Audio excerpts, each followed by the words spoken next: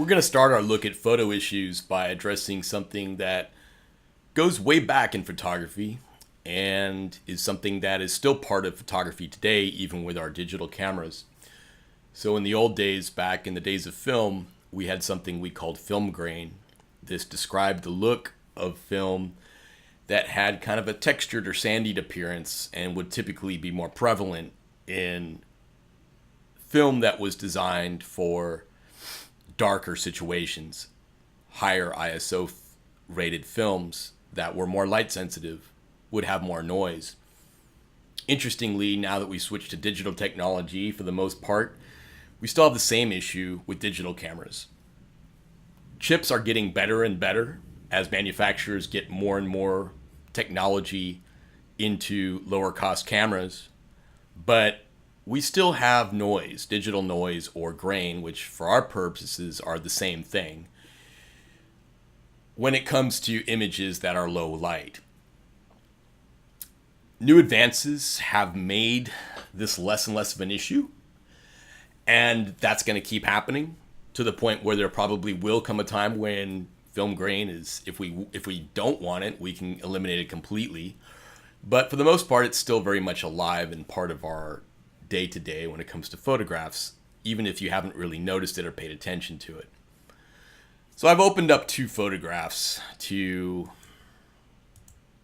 show you the difference. And this particular one, which we'll get to later in other exercises, has a lot of noise or digital noise or grain. You can see that in its lower light conditions on an overcast day. Whereas the cat photograph is bright sunny conditions and a much tighter grain structure on the film. One is digital, one is shot on film, but it doesn't really matter because the same situation would apply given digital cameras or film cameras. We're going to have noise in some cases we're not. In other cases, we're going to have noticeable grain. Other situations, it's a lot less noticeable. So for this exercise, I'm going to teach you how to fabricate grain for a number of different reasons we'll get to later in other exercises. But just suffice to say that it is part of the building blocks of an image, and you need to be a convincing photo manipulator. You really need to understand how to make it on your own, how to reshape it in the way that you need to, and how to apply it on digitally manipulated photographs. Because I will say that probably one of the biggest giveaways out there when it comes to digitally manipulated photographs is the fact that people don't put the grain back.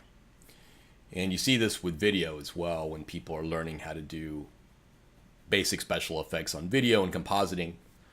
If they aren't aware of grain, they oftentimes end up with images that people can spot are fakes right away. So how do you do it? Well, it's quite simple in Photoshop and it won't take long. So go ahead and focus on the cat Photoshop PSD file. I'm going to close the snowcap one. We're just going to be using the cat. We're going to add grain to this photo, which really doesn't have any noticeable grain. And we're going to start by adding a new layer. We're going to hold down the Alt or Option key, and that will bring up the new layer dialog box. So we're going to call this new layer grain. And I'm going to choose a blend mode of overlay. All right, so the blend mode is going to go to overlay. When you choose blend mode overlay, you're going to get a little option underneath it called fill with overlay neutral color 50% gray. So if you check that, you will get a 50% fill. Now, the interesting thing with overlay blend modes is that it will take the pixels on this layer and darken or lighten the layer below it based upon the distribution of those pixels in terms of their grayscale values. In other words, that's a fancy way of saying if you have darker pixels, it's going to make the image underneath darker. If you have lighter pixels, it's going to make them lighter. But if you have exact neutral, middle gray, 50% middle gray, you don't see the pixels at all. So click OK. And you can see I've got a solid gray layer, but because it's set to overlay, you don't see it. Normally, if it was set to normal, that's what it would look like. But because it's overlay, it just shows up as invisible until I darken or lighten it. Okay, so here's an extreme example with a paintbrush. I'll just take a black or dark spot and I'll just paint on that layer. And that's probably so much that it's just ridiculous. So it looks like I just painted black. So let me lighten it up a little bit to make that less dramatic. Let's try something just a little past middle gray, but still darker. You see that? You see how the colors are still there. I'm just darkening the image. I'm able to actually create the illusion of a burned image just by painting this darker shade of gray with the overlay. And that's what it looks like. If I were to go to normal, that's what I did. Just painted a slightly darker shade of gray. All right, let's go back to overlay, and I'm going to undo that paint job. All right, so I'm going to step backwards until it's gone. Now we're back to neutral. All right, let's try adding a filter. I'm going to go to Filter, Noise, Add Noise. This adds some grain to the layer.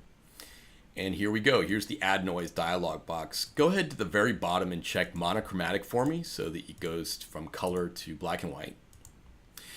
And now we're going to choose Gaussian for the distribution. Uniform just gives you a little bit more symmetry to it. This one just gives you a little bit more bunchiness to it.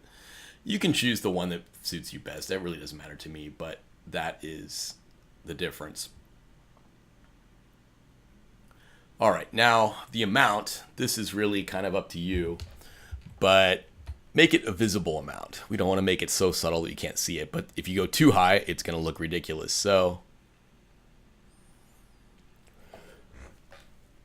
excuse me. Now I'm going to go ahead and find the right value. I'll go with like 7. That's kind of extreme. Click OK. Now I can see that this has visibly added noise to my image.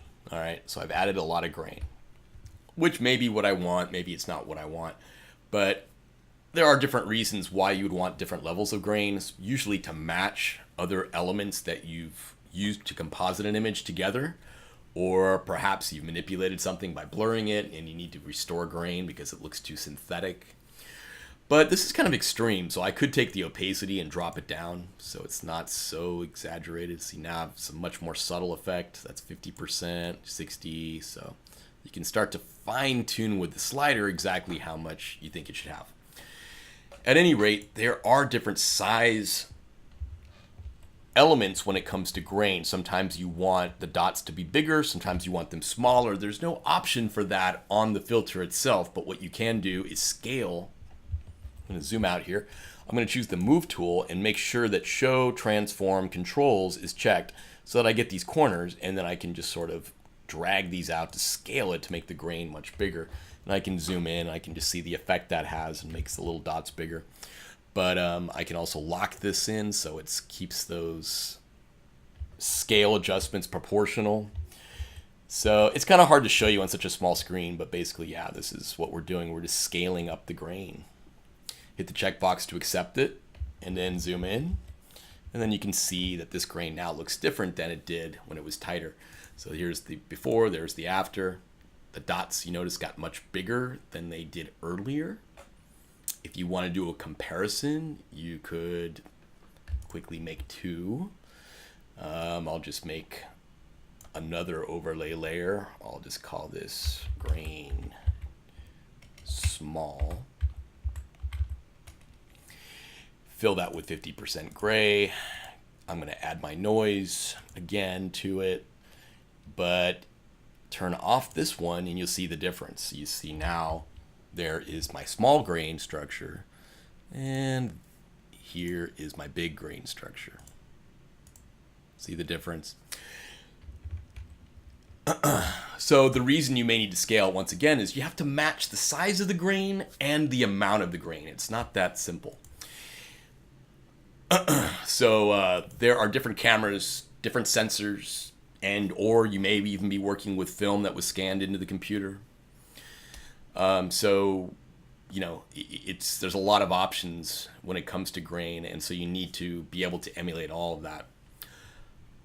That's it for this exercise. It's really that simple. We'll develop this further as we go deeper, but go ahead and save this cat file, cat.psd, with these 2 layers intact, and I will see you on the next tutorial.